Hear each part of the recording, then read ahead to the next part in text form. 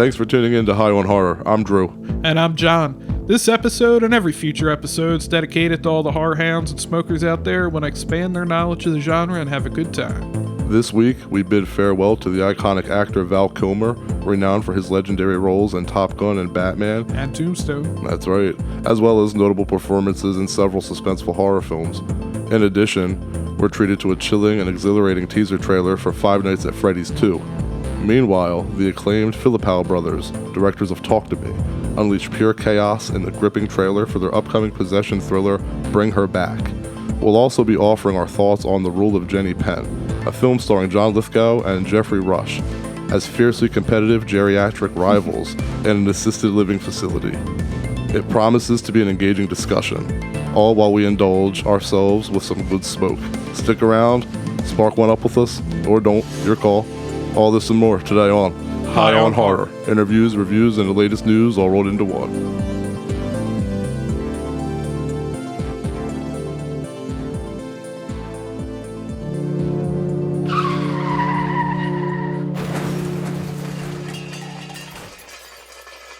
All right, it's time for Strain Wreck, the segment of our show where we discuss which strain we're getting wrecked on. And this week I got us some Fuji OG. And on Leafly here, Fuji OG is a hybrid marijuana strain made by crossing Larry OG and... A Larry OG? Larry, like Larry Fine from the Three Stooges. Yeah. And Purple with a K, Purple Fantasy. Okay. I want to smoke some Purple Fantasy. Yeah, me too. It says we're still learning about the flavors and effects of Fuji OG. So if you've smoked the strain, Leafly wants you to leave them a review. But I did get a couple of reviews here. Okay. Oh, shit. I just lost them real quick. But, hold on. I'm scrolling up here. I lost my damn place. Of course. Happens. Somebody said 8 pulls and 5 minutes later, very specific. Body pain eased significantly. Body became completely relaxed. Stress levels decreased with an upside down smiling emoji, followed by 2 sleeping emojis. 15 minutes later, I was ready to sleep. If you've got sleep issues, this will definitely help. They said, I'll call this an indica. I mean, it says it's a hybrid. I don't know. I guess you just, I'm not going to listen to them. I experienced no excessive cottonmouth, dizziness, headaches, or munchies. But if you're getting headaches from smoking your weed, just... But no cottonmouth? Yeah. It's a non-excessive cottonmouth. This one said they smoked a pre-roll of it a bit ago and fell in love with this strain. Came out in an eighth, finally, and yup. I don't know what that means. The whole sentence, came out in an eighth, finally, and yup. No like commas, anything. There's a reason. Okay. It has identical similarities to GG number 4. It looks, smell, and high. Complete euphoria and couch lock. Enjoy. This person, this one I found... They were just like listing off words that came to their mind while they were high. Very much a word salad.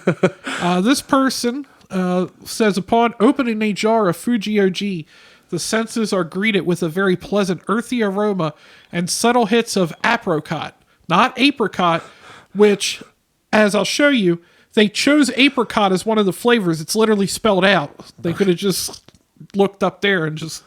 even cut and pasted. The dense nugs present a very bright green color with orange hairs throughout, topped with a generous dusting of white. A generous dusting? Of white. I'm sorry, I don't know why that caught me. A generous dusting. Okay. All right. It's not really white. Shit. I guess. My method of consumption was a freshly cleaned bong, and boy was it tasty with a very nice surprised. A very nice high surprised by how much I found myself talking about and just felt overall very uplifting. So we'll smoke some of that. Okay, so we're gonna get uplifting, and then maybe we'll have a word salad. Well, all right. Well, while you get that ready, I'll. Came out in an eighth finally, and yup, there's a reason. How was eighth spelled in the? It was spelled like correctly? number 8 TH. Okay, because there's someone I know who I won't name them to be disrespectful, but they were trying to buy an eighth of weed. and they were like, oh, can you pick me up an eighth at the dispensary? But the way that they texted it to me was AFE. Can you give me an eighth? I was like, what the fuck? So I was curious as to if that was the new thing or not, or if that was just this guy's particular bad spelling. I'm gonna start spelling it that way from now Me too. on. I am too. I felt the same time. Let me get an eighth. Anyway, all right. On a more serious note here, a much more serious note. Val Kilmer's passing has left a profound void. Though it has been years since I thought of him. Honestly, I haven't thought of him in so long. He just kind of faded into obscurity. I don't mean that in a disrespectful way. But hearing of his death really struck me like a sledgehammer to the gut.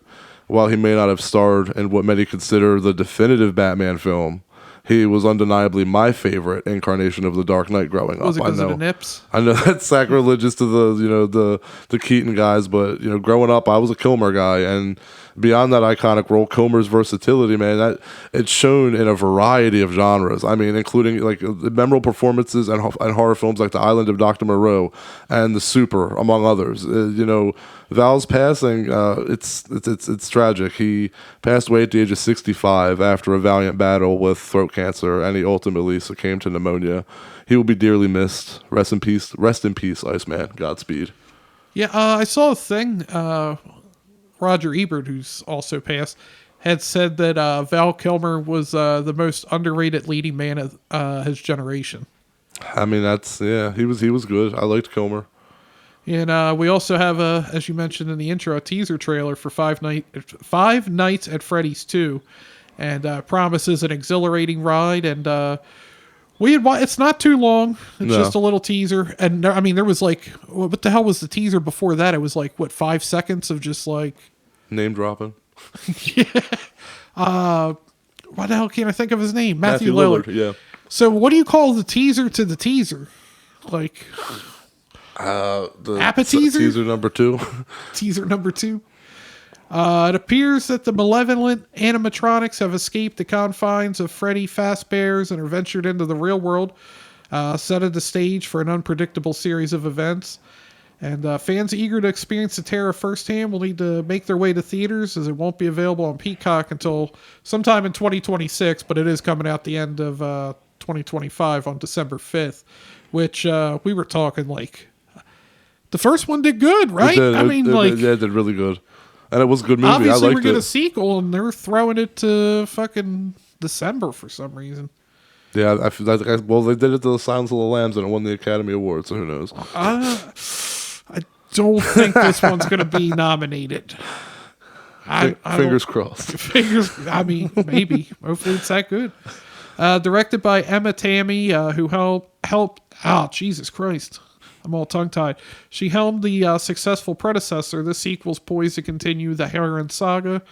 Here are the plot details. The first installment followed Mike, a troubled young man who reluctantly accepts a night security guard position at the abandoned Freddy Fazbear's Pizzeria because he's trying to get custody of his younger sister against his aunt.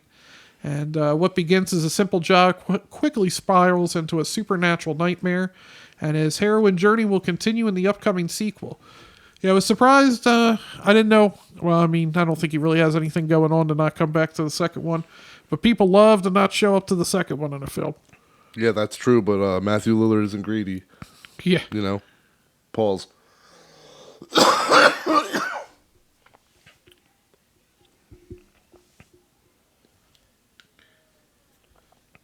Yeah, I can't wait for it. Personally, I really like the first one. We talked about it. It was a fun ride, and this one looks just as fun. It looks really exciting. It looks Freddy being out in the real world, even for that little glimpse in the trailer. You're like, oh shit, like Abel, my oldest, he saw that and was like, oh my god, wait. He like went back and paused it, and I'm like, yeah, that's different. So Freddy's out in the real world. So that's still hard to say. Real world, real world. But no, it looks really good, man. And I think I should have looked this up before we recorded. I should know this, but it wasn't mentioned in the trailer. But I believe Skeet Ulrich joined the cast. Oh, really? I think he joined the cast of this movie. I'm pretty sure. Skeet, motherfucker. Billy Loomis. What we really need is Willy's Wonderland 2. That would be. I feel like now they couldn't. Like I agree, but also I feel like they hit before Five Nights at Freddy's, which was good, But now that Five Nights at Freddy's has come out, it's got the second one. I feel like you would have the opposite.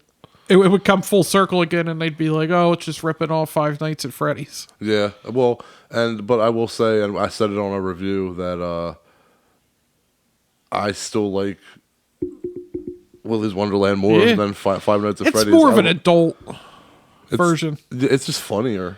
You know, it's just fun. I really like Nick Cage's character. And just the fact that, like, he's almost like Steven Seagal-esque.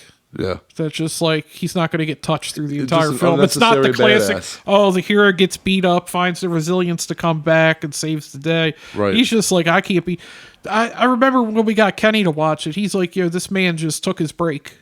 Like, he's a structured man. Yeah, he always took his breaks.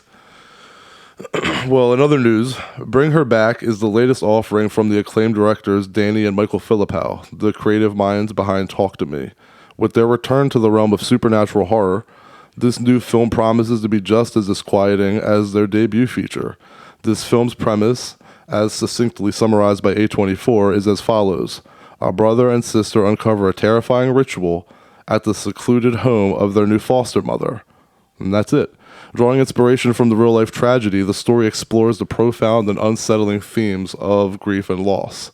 Danny Philippow shared a poignant insight into the film's emotional foundation during a preview event attended by Bloody Disgusting last Friday, reflecting on a deeply personal experience.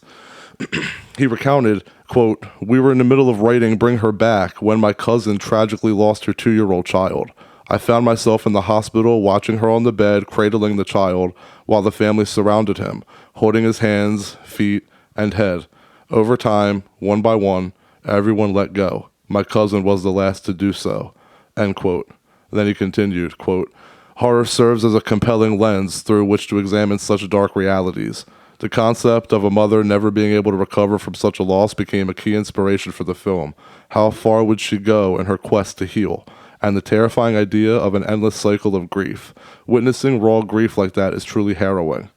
Bring Her Back is set to be released on May 30th. It's just around the corner, and it's one I can't wait. I'm waiting. Sounds like a heavy ass film, but we'll be there as always. All right, let's cut the shit and talk about the rule of Jenny Penn. All right, let's get into the rule of Jenny Penn. It's a New Zealand production directed by James Ashcroft, same guy who did Coming Home in the Dark, and co-written with Eli Kent. It's based on Owen Marshall's short story, and Marshall even shows up in the film for a little cameo. This one's got a powerhouse cast. Geoffrey Rush is Stefan Mortensen, a retired judge. John Lithgow goes full nightmare mode as David Creeley. And George, I can never pronounce his name, Henare, is playing Tony Garfield, an ex-rugby player turned home care resident. Was shot in Tapau, Wellington, and Lower Hutt, with Waikiki Resort doubling as the creepiest retirement home you'll ever visit. And it hit U.S. theaters in March 2025.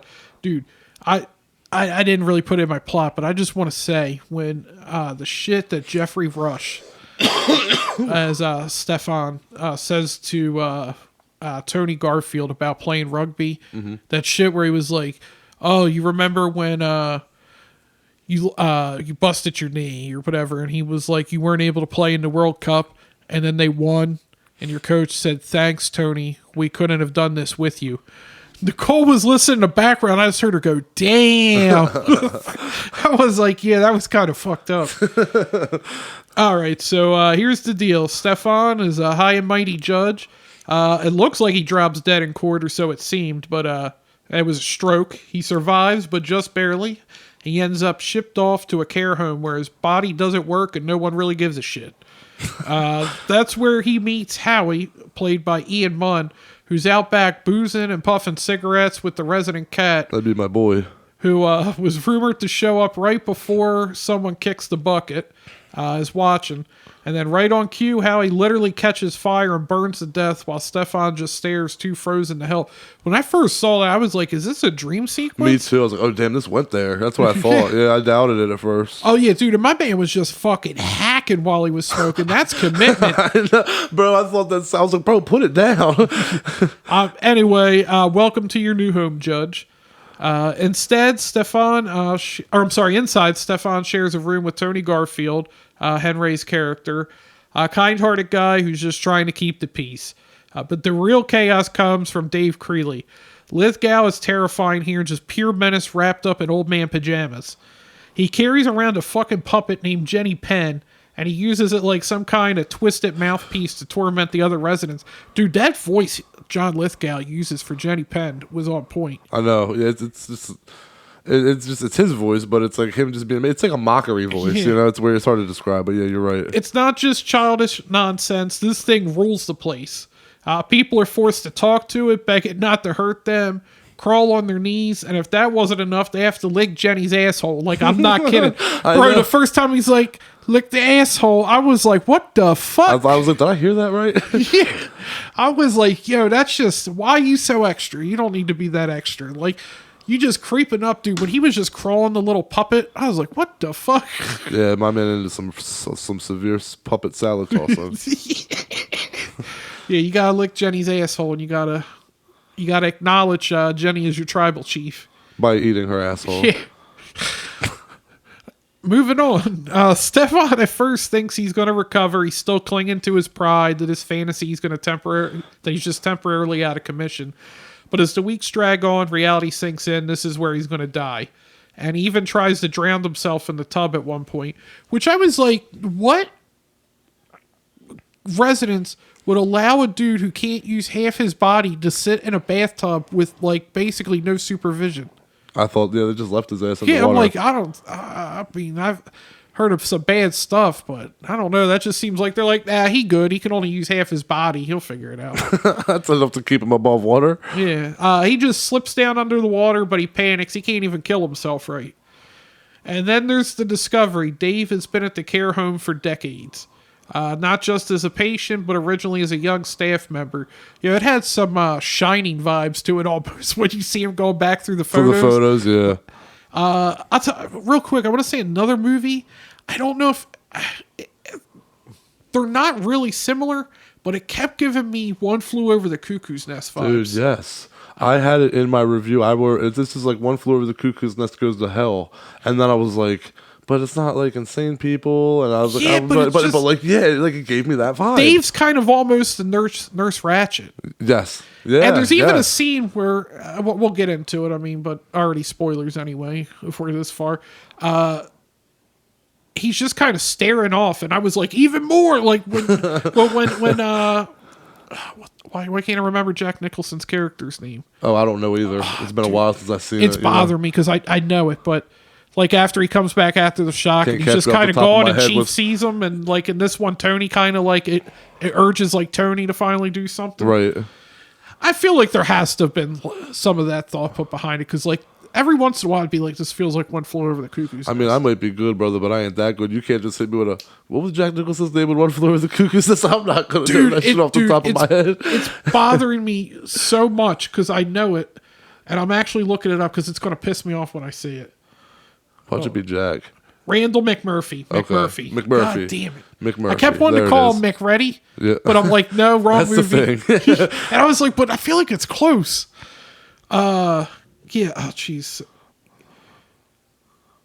Yeah, where the hell was I? Yeah. We find out Dave isn't just a patient now. Originally, he was a young staff member, and he's been preying on the residents for years, and no one stopped him. One night, he leads an elderly woman with dementia, Joyce, out of the building. She dies alone in the dark, and nothing happens. No outrage, no accountability, just silence. That's when Stefan decides that he's done playing by the rules. And also, dude, she's the one with dementia, and you let her have your card. Right. Dude, when he fucking... That's true. He starts freaking out and running back. Like, I feel like that's the only time you really see him, like... He fucks unsure, up. like... He makes a fuck up. Yeah. But after that, he makes sure to cover his steps, and then so he tries to disable Dave by messing with his asthma inhalers. That was fucked up. Yeah, that was dirty. That was dirty as shit. I mean, smart move. Game, recognized game. It doesn't work, but it's a moment, and you can feel the fight coming back. Tony sees it too. At first, he's terrified of pushing back. He doesn't want his family to think he's weak or pathetic or worse. But after watching Stefan try, he finally says, fuck it. There's this moment in the dining room, and that's when Stefan comes back and just kind of looks like dazed and out of it. He just stands up and does a haka right in Dave's face. It was raw, emotional, and powerful as hell. From there, it's on. Stefan and Tony team up and lure Dave into the laundry room where they turn it into a 2-on-1 handicap match and just lay the smackdown on old man 2-on-1 pajamas. handicap match. It wasn't a fair fight. Come on, man. My dude Dave taking on multiple people. Like, they got to team up. There's no dramatic showdown, no supernatural twist, just two old men doing what needs to be done. They smother them, it's brutal, and it's earned, and to quote Dave, in the end, everybody gets what's coming to them. And after Dave's death, things calm down, the residents can breathe again, but the film doesn't let you relax, not really. The cat starts hanging around Stefan now, just watch it. Maybe it's over, maybe it's not. Either way, death's still in the room. I have a deep admiration for both Lithgow and Rush, so when I heard they would be starring together in a horror film, I knew it would be something exceptional, and it truly is. Typically, many actors begin their careers in low-budget horror with the hopes of ascending to major stardom, right? However, these two accomplished thespians, well into their later stages of their careers, choose to step into the realm of low-budget horror, not out of necessity, but for and certainly not because they need it, but because the story was so undeniably compelling. While the narrative may not be groundbreaking, it's undoubtedly a standout. For the first time in years, Lithgow and Rush are allowed to portray characters that reflect their actual ages, offering a refreshing authenticity. Director James Ashcroft's approach to the material is particularly noteworthy. He demonstrates a deep sensitivity to the story and strives for a level of realism that is rare in the genre. He approaches the realities and struggles of aging with great seriousness, delicately balancing the tenderness of the subject while simultaneously confronting the harsh, unvarnished truth of what it means to approach life's twilight years. The plot itself is straightforward, well-paced, tidy, and effective. The performances, however, are nothing short of extraordinary. Lithgow and Rush deliver powerhouse performances, of course, that's what you'd expect, showcasing their immense talent and proving that even in their later years, they remain masters of their craft, capable of captivating and convincing audiences. And I have to say that there were moments in the film that genuinely moved me. You know, some scenes that they evoked deep sadness. Others stirred anger, and still others left me smiling. You know, the narrative is rich with both compassion and malice, weaving together a complex, powerful, and triumphant exploration of aging, mortality, and human resilience. Resilience. I don't know what the fuck I said before that. I was just gonna let it go. For anyone who has experienced the struggles of aging on a loved one or has lost someone dear, this film will strike a deep chord. It is a film that resonates on a personal level, making it a must-watch. This is certainly one to add to your physical media collection. It's a film that will be revisited time and time again, offering new layers of meaning with each viewing. I highly recommend it. My rating is 8 out of 10. While it may not be terrifying in the traditional sense, this movie, its horror, lies in the brutally realistic situations it portrays, like facing one's own mortality, like facing one's own mortality. I mean, morality is in there. True. Also, a fascinating detail here, the physical therapist who assists Geoffrey Rush's character, the judge, they were real physical therapists, adding an extra layer of authenticity to the film. So that's your question, or that answers your question. The people who left Geoffrey Rush to drown in a tub were real fucking physical therapists. So there's that. And also, before I pass it over to you, I just want to say the one thing. I fucking loved how the light from the back of the doll's head shined through like the eyes, and like it made the eyes look like the eye sockets look like they were glowing, but there was no eyes in them. I had to mention the doll. I was hyped when IFC sent this over, and I saw John Lithgow's name attached. That's why I was excited. That got my attention immediately, and man, let me tell you, he does not disappoint. He's easily the best part of the movie, no contest. Now, don't get me wrong, Geoffrey Rush is no slouch either. He brings his usual gravitas, super grounded, really carries the emotional weight. But, like, let's get back to Lithgow for a second. That man, he's a damn chameleon. He can play literally anything. You got Dick Solomon, the goofy alien dad from Third Rock. You've got Arthur Miller, the Trinity serial killer. You got Donald from Interstellar, and now add Dave Creeley to the list. It's almost like he distilled all these roles of comedy, drama, weird existential stuff, and cranked the dial all the way up for this one. He's just a fucking menace in this film. He's straight up nightmare fuel, dude. Like Dave Creeley's on par with Trinity Killer. Like he's fucking maniacal. Like maybe not in the violence, but like just how much of a sociopath he is. And I mean, it works. Jeez, I lost my... Yeah, I mean, he's calm, methodical, and horrifying in that quiet way.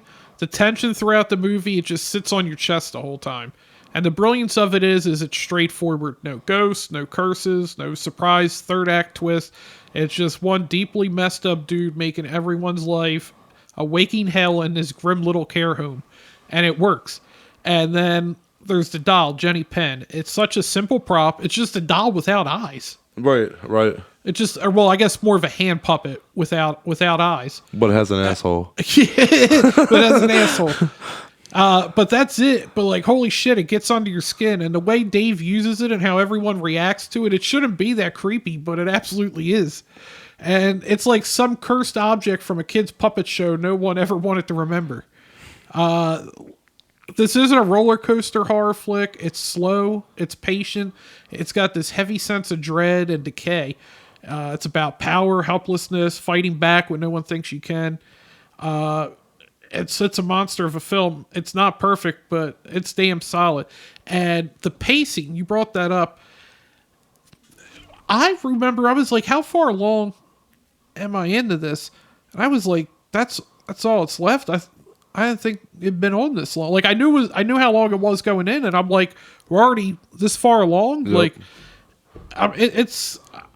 you know what? I wrote 7.8 out of 10, but I'll bump it up with you now that I'm talking about it. Because now that I've like listened to you talk your review and go through mine, I want to watch it again now. So like that's got to be an 8 out of 10. All right, so 2 8s. Yeah, Lithgow's performance alone is worth the watch. Total powerhouse.